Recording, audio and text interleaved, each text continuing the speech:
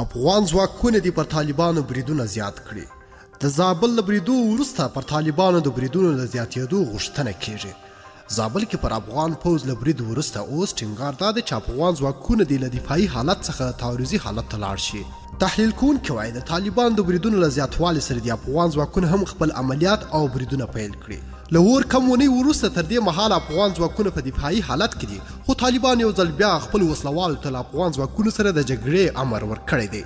له افغان ځواکونو غوښتنه دا ده چې له دفاعي حالت څخه راووځي او د جګړې مقابل لوري باندې دي عملیات بیا پیل کړي. د چارو شنونکي عزیز ستانکزی او ولسي جرګه کې د هلمند استازي نسیمه نیازي داسې وایي افغان ځواکونه دې له دفاعي حالت څخه راووځي او تعرضي حالت یې غوره کړي او اجازه دې نه ورکوي چې طالبان د افغان ځواکونو پوستو ته دومره نږدې شي چې په برید کې پوسته سقوط وکړي.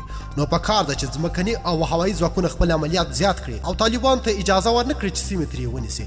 هیله مو له حکومت څخه دا ده چې په عملیاتو کې دقیق اوسي او له دفاعي حالت څخه راووځي. تازه په دې تړاو د ملي دفاع وزارت څه نه وایي، خو وړمه ورځ دغه وزارت په پیغام کې ویلي وه چې ځواکونه دفاعي حالت کې دي. طالبان بیا د خپلو بریدونو مسؤلیت هم پر حکومت ور اچوي او باور یې دا ده چې بریدونه ګراف یې ټیټ ساتلی دی.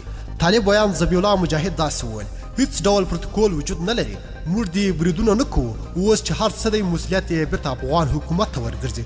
موږ بریدونه به دوام لري، خو موږ کوشش کړی چې کچه به یې ټیټه وساتو. اوس چې جګړه په کم شدت سره بیا پیل شوې ده او اندېښنه شته چې پراخه به شي، د سولې د پالیسۍ په بریا ټینګار کیږي. عزیز ستانکزی داسې وویل که طالب دا فکر کوي چې ځان په جګړه کې بریالی کړي او د جګړې میدان به وګټي، نو بیا به حکومت په چا کوي؟ آیا په قبرونو به حکومت کوي؟ جګړه د حل لاره نه ده. طالب مجبور دی چې د منتخب حکومت سره که ښه دی او که خراب دی باید خبرې ورسره وکړي. د معلوماتو پر اساس د طالبانو له لوري پر افغان ځواکونه د ورځې تر 10 بریدونه کیږي او تلفات هم لري چې یوازې د جمعې په ورځ زابل کې له 25 زیات افغان سرتیري پکې وژل شوي دي. د ویډیو له کتلو مې ډېر زیاته مینه او مننه.